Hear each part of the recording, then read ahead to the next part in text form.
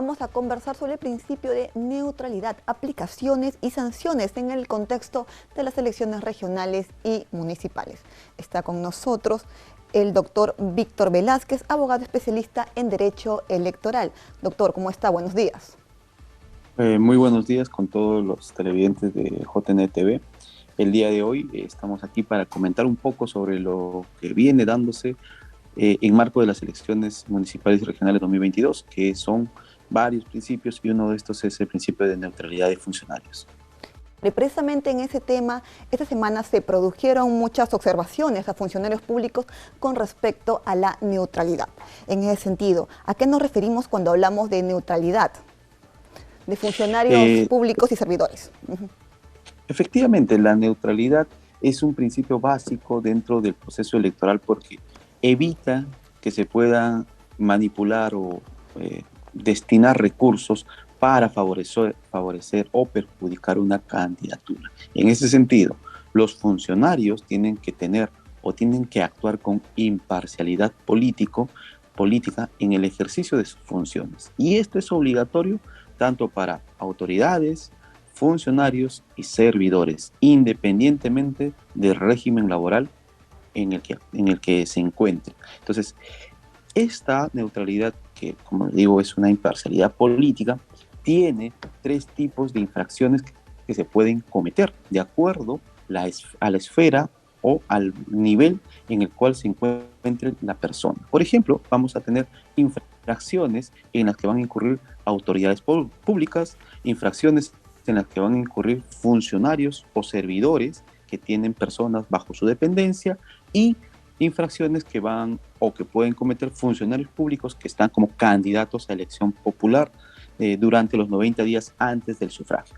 En estos tres tipos existen prohibiciones respectivas o correspondientes a cada uno de ellos. Vamos a ir, por ejemplo, con el referente a las infracciones de aquellas autoridades que son públicas. En ese sentido, por ejemplo, no pueden intervenir en actos electorales, no pueden practicar algún acto o alguna actividad que favorezca o perjudique a un candidato. Es decir, no podrían decir tal persona, tal candidato es bueno, tal candidato es malo, votar por él es bueno, votar por él es malo. No pueden interferir en el funcionamiento de las mesas de sufragio. Es decir, no podrían asistir al local de votación y señalar que deje de funcionar una mesa. No pueden imponer ningún tipo de voto por alguna organización política a todas las personas que estén bajo su mando, ni coaccionarlos a hacer actividades que ellos no desean. Por ejemplo, apostar o apoyar alguna campaña o asistir a eventos proselitistas. También no pueden formar parte del comité o organización política durante lo que es el periodo de trabajo, ni tampoco tener propaganda a favor de ella.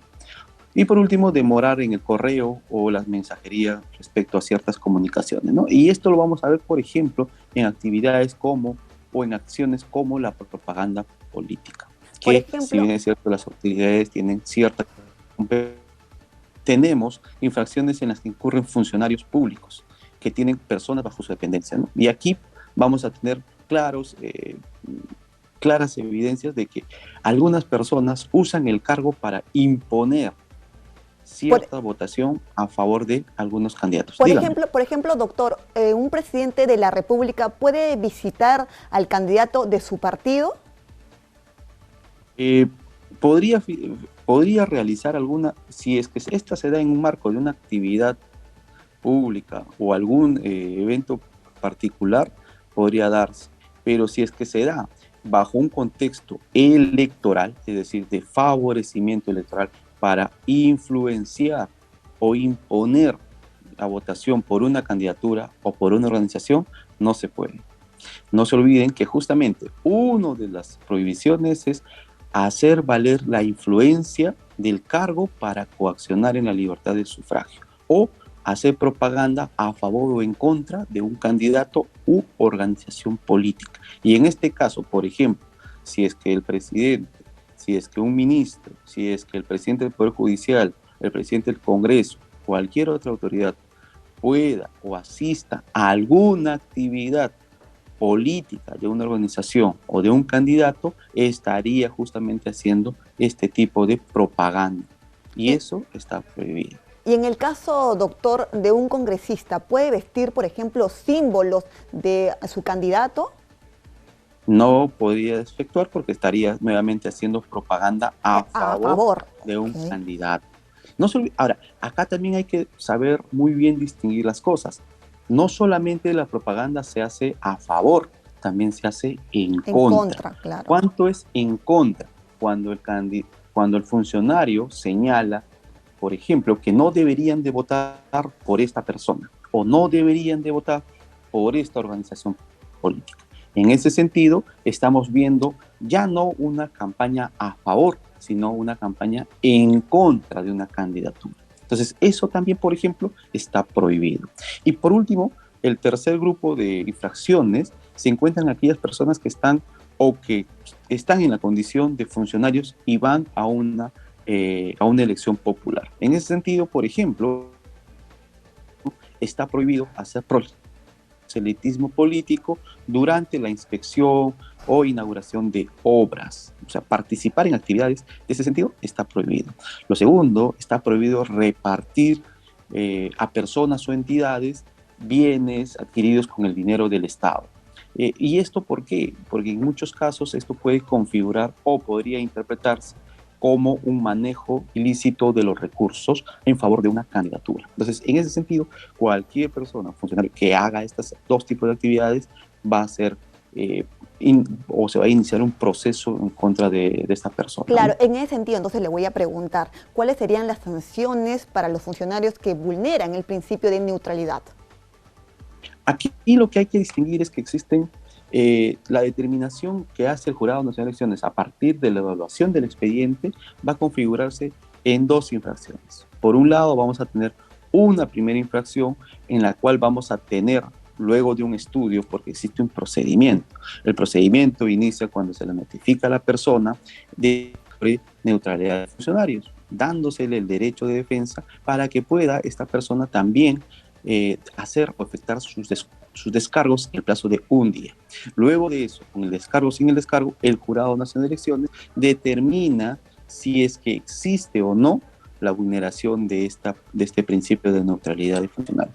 En el caso afirmativo de que puede existir, se va a remitir lo actuado también al Ministerio Público, a la Contraloría de la República y a la entidad donde este funcionario preste servicio. Puede ser una municipalidad, un gobierno regional, un ministerio u otro. En el caso de la primera sanción o del primer procedimiento sancionador, vamos a establecer así, aquí lo que vamos a poder ver es que la resolución va a determinar si es que el infractor concurrió o incurrió en esta infracción. Si es que incurrió en esta infracción, lo que va a determinar es tiene que abstenerse de efectuar estas labores, bajo apercibimiento de que en una segunda sanción se le... Entonces, la segunda sanción, como ya lo he adelantado, es una imposición de una amonestación pública y una sanción. Muy bien, doctor. Más o principalmente para aquellas personas que están en el ámbito de funcionarios que postulan. Y la sanción económica o la imposición de la multa económica va entre no menos 30 UITs ni más a 100 UITs. Entonces, en ese monto es la evaluación que hace el jurado dependiendo la gravedad de la infracción. Y esta gravedad de la infracción, obviamente, se gradúa de acuerdo a ciertos elementos, como puede ser el alcance geográfico, el medio de comunicación, la cantidad o el número de actividades que se efectuaron, el cargo del etcétera. No es lo mismo, por ejemplo, imponer una sanción a un presidente del Consejo de Ministros, un director municipal o gerente municipal, ¿no? Entonces la gradualidad va en ese sentido. Muy bien, doctor. Muchísimas gracias por haber aclarado este tema para nuestros televidentes. Muy agradecido con ustedes. Bien, es momento entonces de ir a una pausa y retornamos.